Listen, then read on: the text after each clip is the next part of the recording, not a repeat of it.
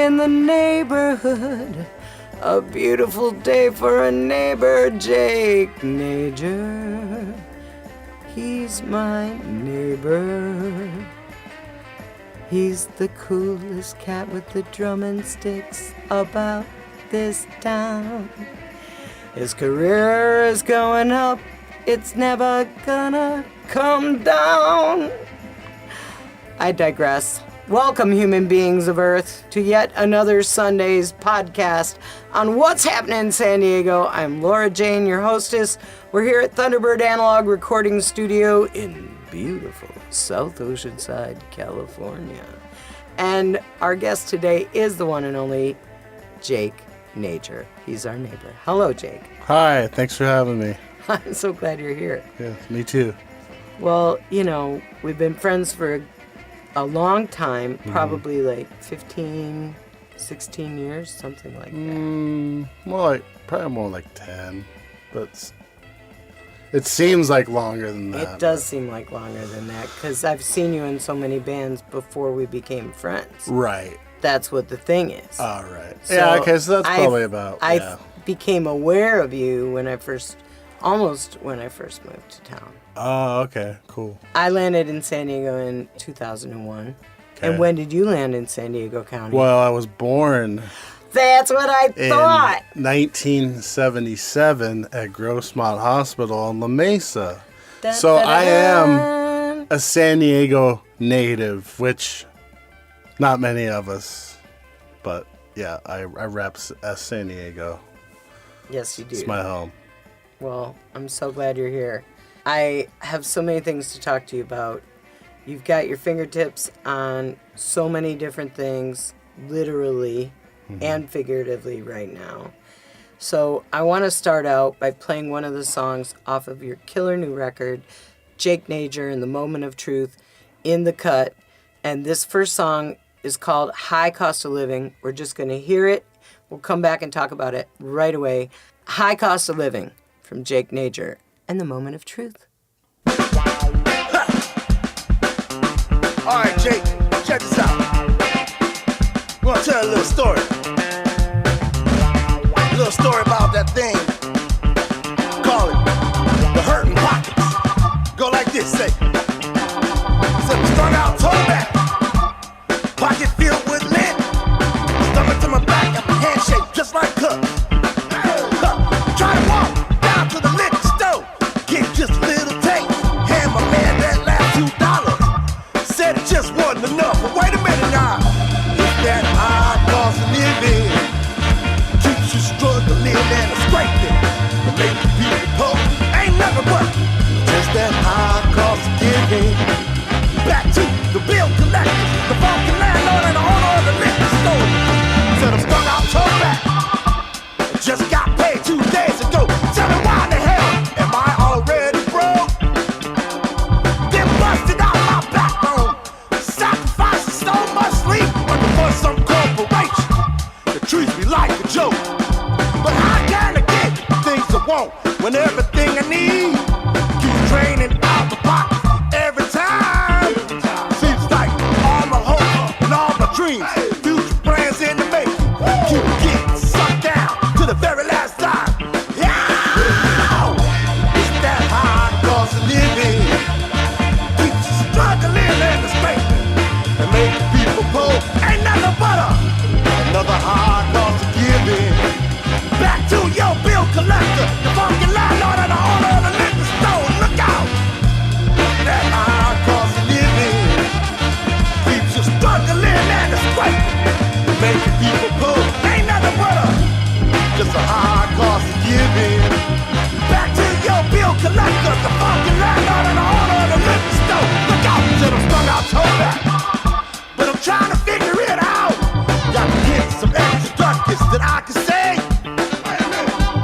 Call myself, try to be a man in this crooked society. So how the hell did I become a consumer slave? Look out, say, despite the struggle, feel the trouble. Went rent up, now paying double. Broke as hell, folks keep treating me funky. Enough to cause you to thinking, sometimes cause you to drinking. Just a devil dancer, causing cancer. Now you ain't nothing but a goddamn drug.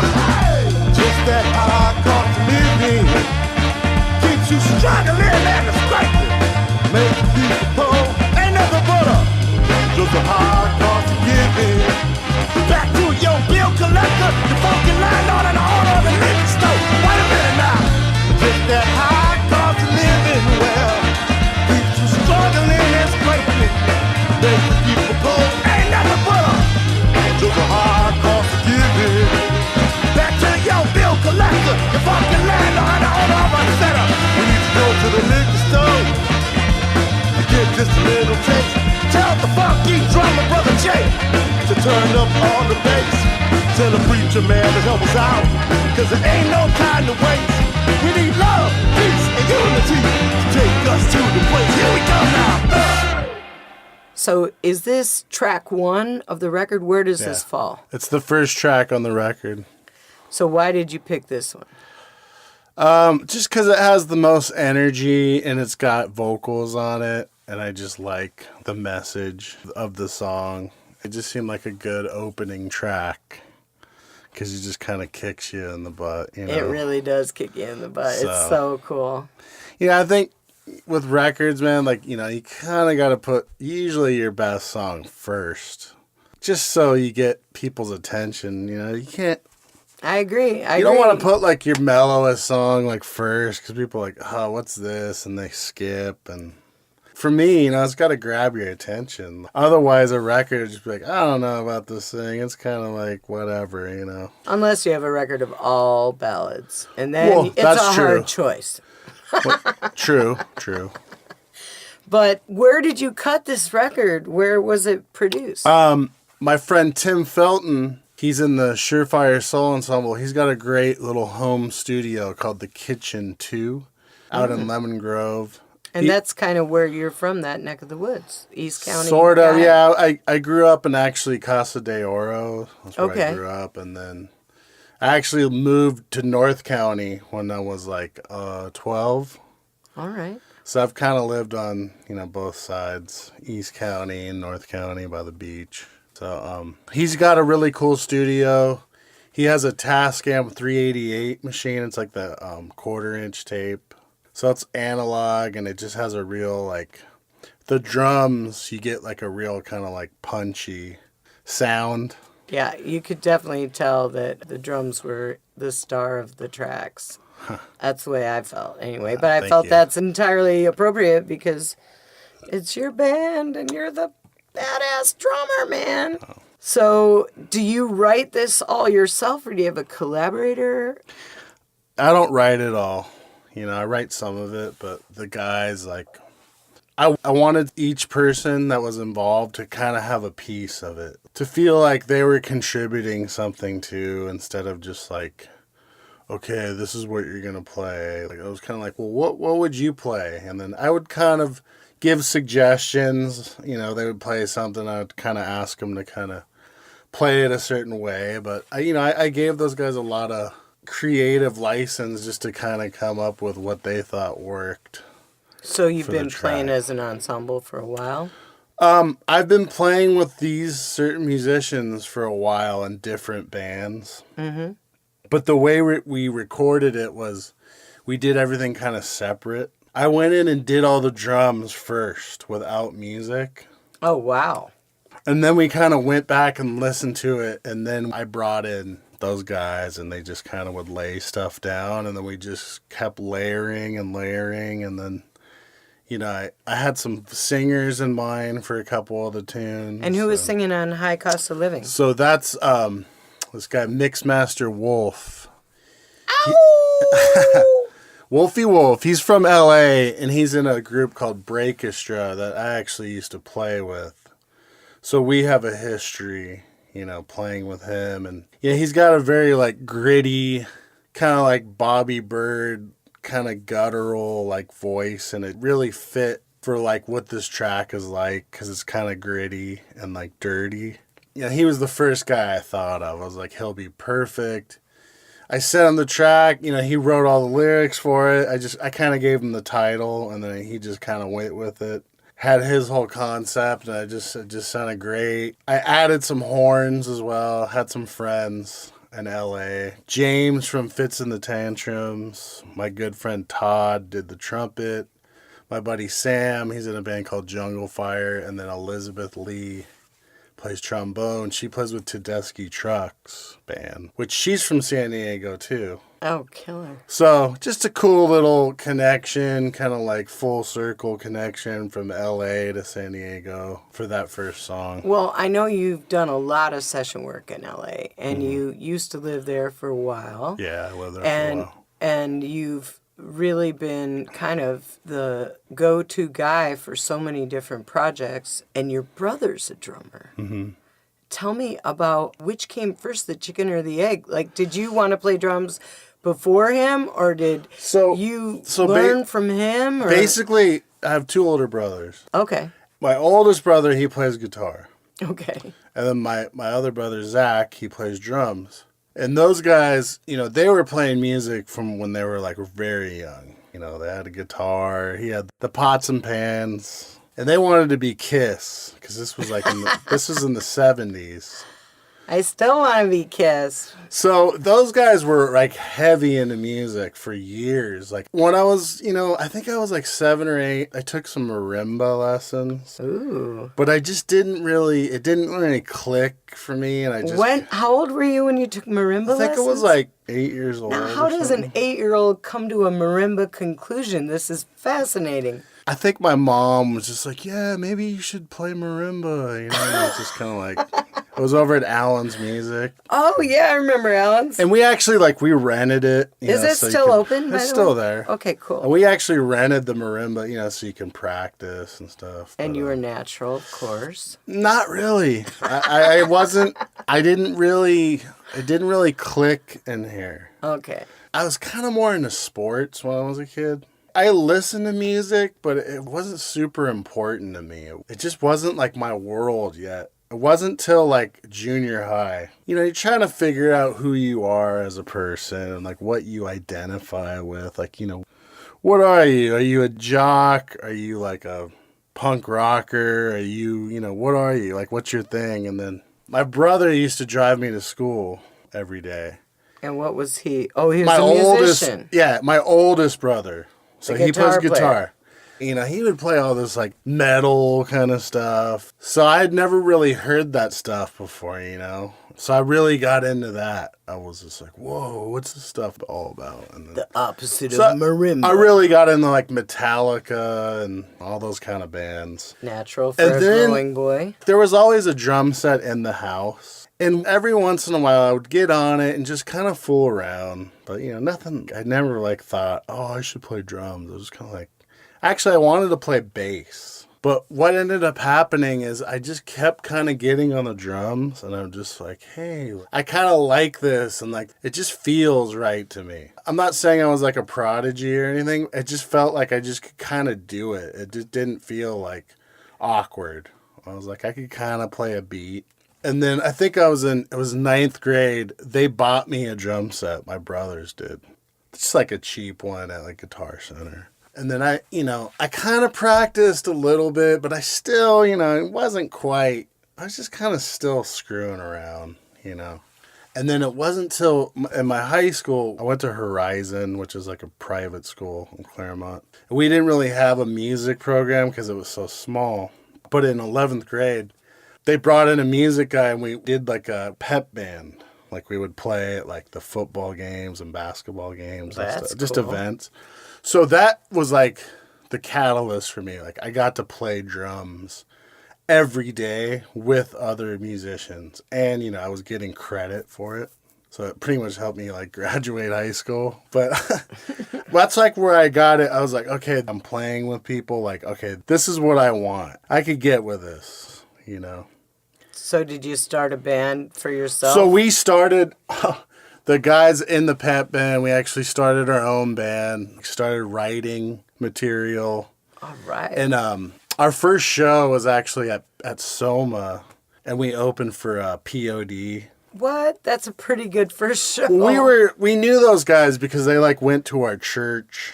And they just kind of helped us out. They just saw that we were these young kids and they just gave us a shot. They're like, oh, you guys want to open, So we were just playing like Soma and different places, and then, I graduated. What was that band called? My band was called Disengage. So we were only around like a couple years. And then once I graduated, it just kind of fizzled out because, those guys were still in school and I was out. It was just time for me to I started meeting other musicians and getting... I'll say, who haven't you played with? Seriously. Who haven't I played with? I mean, okay. When I first met you, I remember you said you just came off a gig with some old, hip-hop... Big Daddy Kane. I've played with Big Daddy Kane, Redman. This group called M.O.P. De La Soul. De La Soul, that's what I was thinking of. De La Soul, yeah. I did one show with them. And you've been playing with Rebecca Jade in The Cold Fact. Mm-hmm. And you've been playing with the Surefire Soul Ensemble. Right. And Lady Dottie and the Diamonds. I just played with them the other night. I mean, I've played with them here and there for years. I've got the call. Every once in a while. Every once in a while, Joey calls me. You played with the Tighten Ups. I've played with the Tighten Ups. And who are the Tourmaliners? I saw you were playing with them. So, going back to what I was talking about, my music teacher, Devin Berryhill, his dad is Bob Berryhill, and he was in the Surfaris. No way. Yeah, that did Wipeout. So he's really good on the surf guitar stuff. He kind of came back into town and he hit me up, 3-4 months ago. And he's like, hey, we've been playing T.O. Leo's once a month. And we used to play in a surf band called Ice Cream Headache. So I already I already knew a lot of the surf stuff already. It wasn't Ice Cream Headache. Yeah, Ice Cream Headache. I love it. So it's been kind of funny. We've been playing some gigs and it's just been fun. Oh, that's cool. So are they from PB originally? Because he surfs that break a lot. Okay. Yeah, that makes sense. And of course, the Style Tones.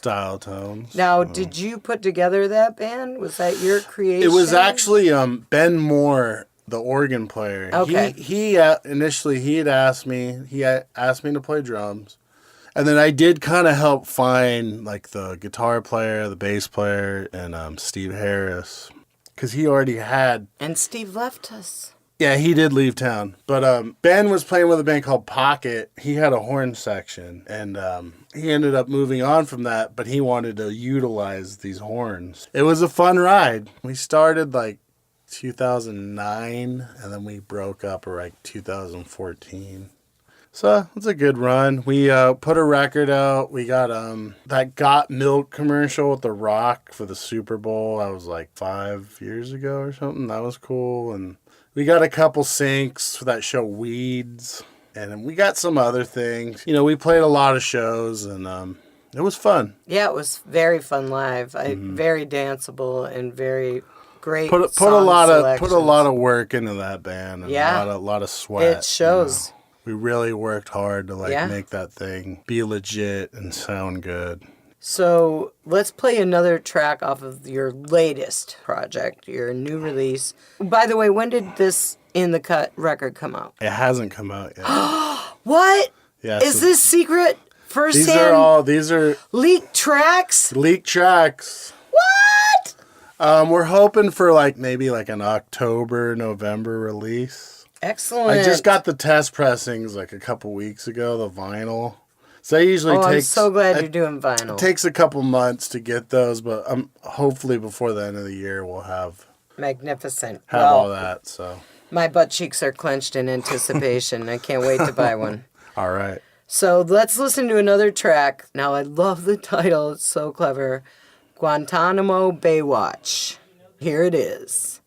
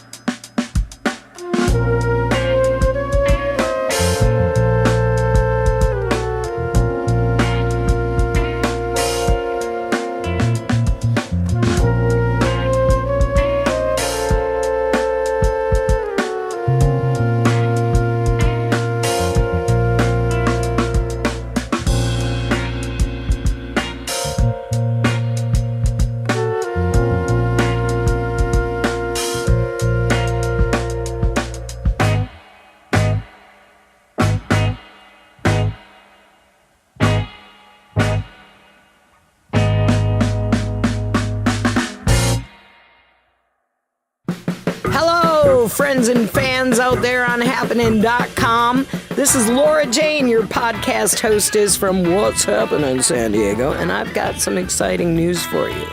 Upcoming, we have one of the most exciting street festivals that San Diego has to offer. That's right, it's the annual Adams Avenue Street Fair, and we're going to be a part of it this year. Stop by the Happening booth. It's bright orange. You're not going to be able to miss it. It's right on Adams Avenue between the Roots Rock stage at 34th Street and the Holly Boulevard Blues stages. Say hello to Chris and Adam and Elkin and Nate and the entire team. Also represented will be Thomas Yearsley's Thunderbird Analog Recording Studio. We're going to have Thomas there on Saturday and Sunday, and Laura Jane, that's me, I'm going to be joining him on Sunday. Yeah. Hey, we're going to have some great artists featured at the festival that have also been featured on the podcast, including Saturday, Jake Najor in the Moment of Truth, Robin Henkel and Whitney Shea. On Sunday, you can check out Karina Frost and the Band of Loons, Geezer, and my band, the Tighten Ups. That's right! So stop by the Happening booth, talk to the gang, and enjoy this fantastic annual street festival, because it really is what's happening, San Diego. See you at Adams Avenue Street Fair. See what I mean? Like, that is the suavest song. That song is definitely screaming to be in some soundtrack, like a spy movie or some throwback 60s thing. Oh my God, I love that track. So where did this get born from? Were you thinking, like, let's do something really suave? Andy Geib, who played a lot of the horns on that record, he played flute, trombone, and trumpet. Wow. I sent it to him, and he just kind of came up with that line, and I was just like, man, like That's just knocked it out of the park. I was just like, I didn't even tell him what I was really looking for. He just the music just kind of dictated what he was going to do, and it was just great. Oh my gosh. Yeah. I mean, that's a great track. And for an instrumental to just capture your attention and make you move, like the minute I heard it, I had to move. Awesome. That's so killer. Mm-hmm. I love it. And I love the image in my head of the Baywatch, like bikini clad girl on the beach in some sort of camouflage. Right. But that's me. Mm-hmm. Now, this was recorded for the Redwoods music label. Mm-hmm. Where is that out of? It's based out of San Diego. Okay. So Redwoods Music has the Heavy Guilt, Bertie Bardot. Oh, I love both Rebecca of those. Jade and the Cold Fact. Excellent. The Midnight Pine. Danny Bell and the Tarantist. Yes. And the Cardinal Moon as well. So those are some great label mates. Yeah. It's a really cool, label / kind of collective. Does everyone put out vinyl, or is it just you? Yeah, Midnight Pine's last record was on vinyl. Danny's, she's put 2 records out, both on vinyl. Birdie put out vinyl for both of her releases, and then mine. And then Rebecca Jade, which that record's almost done mixing. Hopefully that'll be a vinyl too. A lot of great music coming right out of San Diego. What is happening in San Diego? People are super talented. Right. One of my favorite things about being your friend is that we're friends on Facebook, and you are hilarious. Oh, wow. Thank you. I just want to tell you that you say some of the funniest things, and people love to comment on it, and then they're all hilarious. You've got a hilarious group of friends. Yeah, one of my favorite Jake-isms is this thing that you just said. One of my favorite things is getting unsolicited advice on my gigs. Right. Yeah, because when people come up to you at a show, or even are friends with you, oh, you should be playing there. Right. Or, oh, you should play like this. Right. And God, the comments were killing me. You've got this biting sense of humor. Correct me if one time you said how you shouldn't wear your own band's shirt. Oh, yeah. Period. So Thomas Yearsley is shameless, man. He wears his own band's shirt to his own band's gig. Yeah. He's that much in love with the Paladins. He autographs it to himself. That's awesome. But so let me explain why I said that, first of all. Slayer is on their final tour right now, and I was at the Valley View, whatever it's called, Casino Center, Sports Arena. And I mean, 90% of the audience is wearing like a Slayer t-shirt. So that's a lot. It's like, I mean, it's cool. I love Slayer. Don't get me wrong, but I did not want to show up wearing a Slayer shirt. I just thought it was just kind of dorky. That was the reason I said it. And then, like, I guess some people really didn't get the humor. I thought it was funny. But all these people were, like, offended by it. I know. The comments I were even got, like, hook. unfriended over some, like, a couple people were that ticked off by it. And it's just like, man, it's just an opinion. It's not that serious. And it's just Facebook. I know. You just gotta, like, relax and a you're little the bit. king of the one sentence. You know? Like, you'll say the one sentence, and it just cracks me up. So I want to thank you for your sense of humor. Oh, thank you. And I heard that our producer, Adam, heard you play the drums under the bridge at Friars and Qualcomm, which is too small to play drums, but you're a bridge drummer. That's been a tradition for years. A lot of drummers have done that for years and years and years. And now, is it any bridge or are there special bridges? What's the thing about that? It's just something about the way it's set up, and it's just kind of like the acoustics are really cool. So you've got the bridge, but the sides are open. The sides are open, yeah. So you trap some of the sound in the space, and some of it flies free. Yeah. So I've had other drummers come down, set up. It's just a fun thing to do, you know. And I've had people come up and, like, give me tips. On the freeway? Like, they would just pull over and, like, hand me, like, $5. Oh, my God. People videoing. Like, people would, like, I'd have people pull over and just watch. And, like, take video and... You know, because, like, if you drive, it's out of the ordinary. Of course. I've never seen it. I didn't even know it's just it funny. was a thing. It's funny because, like, some people are so in their own world, they don't even realize. They're just so, like, locked in their, whatever their routine is. And then other people are like, yeah, man, right on. They're all, like, you know, into it and, like, give me a high five, like, thumbs up. And sometimes, like, when I'm not having a good day, I'll go down and do it, and it actually kind of, like, makes me feel better. I haven't done it in a while, though. So one of your other many talents is being in control of public safety at Casbah. Yeah. So the Casbah is my favorite venue in San Diego, and so many different kinds of bands, so many different styles of music, and every single person that works there seems to be a rock star. And I mean that by you make your living primarily as a musician. Sure. So all these musicians working as bartender or bouncer or doorman or whatever. Sound guy. All artists, all musicians. You know, everybody's got such talent that plays and that works there. And how cool is it that you guys get to, like, go on tour and still have a job when you come back?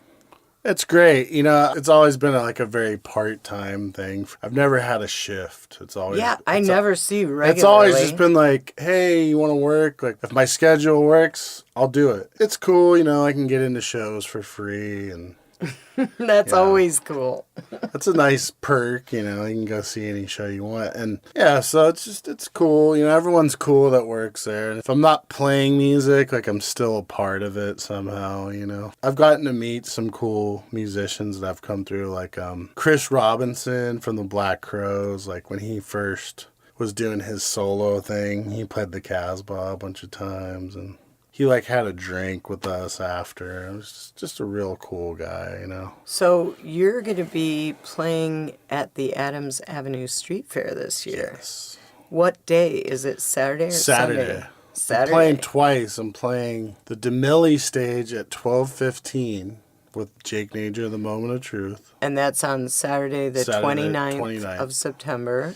And then Surefire is playing at, like, 4 o'clock or something. on the same stage, so a couple hours after. The Tighten Ups will be there too on Sunday. Oh, cool. But I'm definitely going to check you out. Oh, and I want to let you know that Hapnyn.com is going to have a booth there. So cool. All of the artists that have recorded podcasts are invited to come and sell your merch there, meet and greet your fans. Great. And we can buy a Jake Najor t-shirt there. You can bring your t-shirts there. I got shirts and stickers. Shirts and stickers. You got merch, man. Yeah, You got it made. It would be great if I had my record by then, but it's not going to happen. That's okay. You'll be able to do the Christmas shows with it. Sure. Get on those holiday shows, those Deck Your Balls or whatever it's called. Deck Your Ball. What's it called? Rex the Halls. That's it. I kind of like Deck Your Balls better, though. Well, see, the mind is never far from the balls with me. No. All right, now, let's go to this next track before I get in trouble. This is called Another Saturday, and this one has vocals by, what's the name of this vocalist again? Jamie Allensworth, good friend of mine out of Orange County. All right, this is called Another Saturday. This is Jake Najor and the Moment of Truth off their brand new record, In the Cut.